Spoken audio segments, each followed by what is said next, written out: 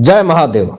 Ukraine के ऊपर रूस ने 400 ड्रोन दाग दिए और उस जख्म को बताने के लिए यूक्रेन प्रेसिडेंट जेलेंस्की ने एक वीडियो जारी किया और उस वीडियो में जेलेंस्की को आप देख सकते हैं कि हाथ में मोबाइल पकड़ के खार्किव जगह पे जो सबसे बड़ा हमला किया गया और इस हमले को बताने के लिए जेलेंस्की अपने हाथ में मोबाइल पकड़ के वो प्रेस रिलीज कर रहा है और बता रहा है कि रूस ने हमारे ऊपर अटैक किया है, 400 ड्रोन से हमले किए हैं। लेकिन आप जरा सोचिए कि अगर हमारे देश का प्रधानमंत्री अगर कोई प्रेस कॉन्फ्रेंस करता है, और ऐसा सिचुएशन तो कभी नहीं आया हमारे देश का, ना आएगा, लेकिन आप खुद सोचिए कि यूक्रेन में जिस तरीके का भी माहौल है और उस माहौल के सामने मुद्दा क्रिटिकल है और इस सिचुएशन में जेलेंस्की मोबाइल हाथ में रख करके प्रेस रिलीज कर रहा है और जनता को बता रहा है कि देखो मेरे ऊपर, यूक्रेन के ऊपर इतना बड़ा हमला हो गया है। हमारे तरफ दोस्तों ऐसे तो ब्लॉगिंग करते हैं हाथों में पकड़ के, लेकिन जेलेंस्की की औकात यही है कि वो हाथ में मोबाइल पकड़ के ही यूक्रेनी जनता को बता सकता है कि हमारे यहां अटैक हुआ, यहां अटैक हुआ, यहां अटैक हो सकता है। बता दूं आपको कि अभी जो बड़ी और ब्रेकिंग खबर आ रही है कि यूक्रेन का एक बहुत बड़ा हिस्सा रूस ने कब्जा कर लिया है और एक बड़ा विस्फोट हुआ है। आपको बताते हैं ये पूरी खबर और कैसे यूक्रेन ने मॉस्को के ऊपर अटैक करने की कोशिश करी, उसको कैसे विफल किया पुतिन ने, और इसलिए पुतिन के अग्नि प्रहार से जेलेंस्की का अंत निकट है और अंत होगा किस तरीके से, ये चीजें आपको बताएंगे। पहले बता दूं आपको कि पुतिन ने, रूसी सैनिकों ने यूक्रेन के सुमी ओब्लास्ट के लोकनिया गांव पर पूरी तरीके से कब्जा कर लिया है और इससे जेलेंस्की पूरी तरीके से बौखलाया हुआ है। जेलेंस्की कभी अमेरिका जा रहा, कभी अपने आका से जाकर के मिल रहा, कभी फंडिंग की व्यवस्था कर रहा। एजेंसी अगर फंडिंग के बारे में पूछ रही है तो कह रहा है कि अभी युद्ध चल रहा है, अभी कुछ नहीं कह सकता हूं, सिचुएशन बहुत ज्यादा क्रिटिकल है। लेकिन पुतिन ने पूरा ऐलान कर दिया है, चेतावनी दे दी है। ये आपको आगे वीडियो में पता चलेगा। अभी मामला यहीं तक नहीं है, 2022 से अगर मामला चल रहा है तो अभी आगे बहुत बड़ा मामला अभी उठने वाला है। और जो ये कल हमला हुआ है, जेलेंस्की ने खुद कहा है कि ये अभी तक का सबसे बड़ा हमला है। दूसरा जो सबसे बड़ा कब्जा रूस ने किया है, उसकी सेना यूक्रेन के दिनप्रोपेट्रोव्स्क क्षेत्र में पहुंच गई है। और ये नाम भी थोड़ा अजब अजब है यूक्रेन का। यहां पे आप देखें कि खार्किव पर सबसे बड़े हमले के बाद रूस ने पूर्व मध्य यूक्रेन में अपना विस्तार करना शुरू कर दिया है। यानी खार्किव के जगह को भी पूरी तरीके से रूस ने अपने अंडर में करना शुरू कर दिया है। इससे जेलेंस्की पूरी तरीके से बौखलाया हुआ है। धीरे धीरे पुतिन यूक्रेन के बड़े बड़े हिस्से को अपने कब्जे में कर रहा। और जरा आप देखें कि अधिकारियों का यह कहना है कि पुतिन ने ऑपरेशन स्पाइडर वेब पर पूरी ताकत से जवाबी कार्रवाई नहीं की है। यानी पुतिन के तरफ से यह क्लियर ऑफिशियली स्टेटमेंट है कि ऑपरेशन स्पाइडर वेब जो यूक्रेन ने चलाया, हमने तो अभी उस पर कोई बड़ी कार्रवाई की ही नहीं है। यानी कि जो 400 ड्रोन और मिसाइल जो यूक्रेन के ऊपर दागे गए पुतिन के तरफ से, रूस के तरफ से, ये तो अभी झांकी था। इससे बड़ा अटैक अभी यूक्रेन को देखना बाकी है।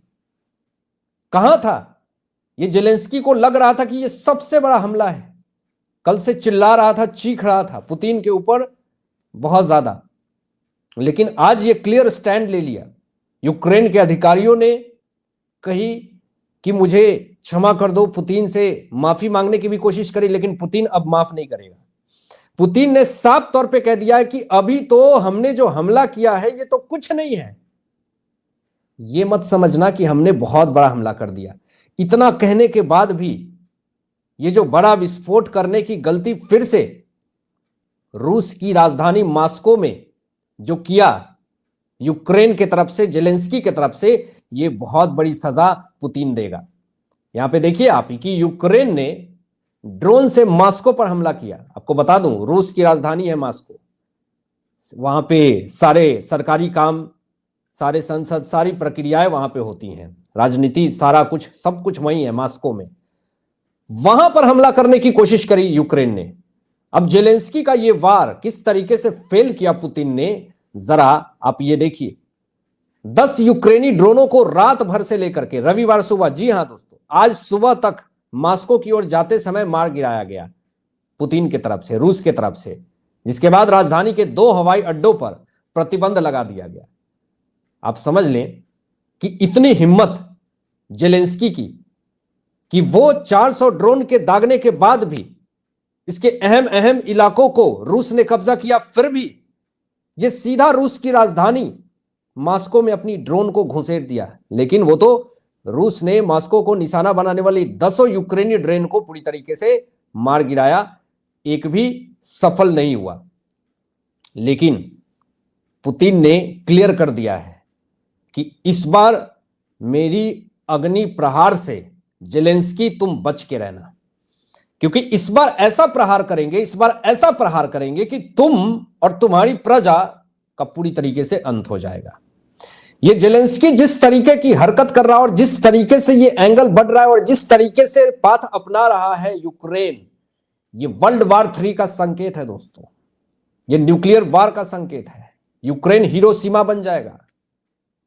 समझ में आ जाएगा जेलेंस्की को कि किस आग से पंगा ले लिया। अभी शायद इसे समझ में नहीं आ रहा। मैं आपको बता दूं यहां पे कि स्टेटमेंट क्या दिया जा रहा यूक्रेनी के तरफ से कि पुतिन के सेना द्वारा खार्किव पर नए हमले के बाद जेलेंस्की कह रहा है शुद्ध आतंकवाद की निंदा की।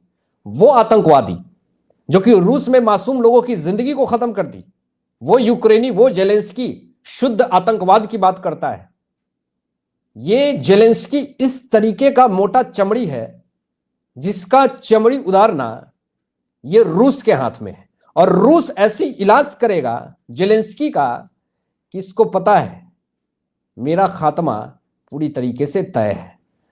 और खुद ये लूजर्स जेलेंस्की स्टेटमेंट क्या दे रहा है कि यूक्रेन ने ऑपरेशन स्पाइडर वेब में केवल घरेलू ड्रोन का इस्तेमाल किया। बताइए, अपनी फजीहत, अपनी बेइज्जती जेलेंस्की ने खुद कर ली।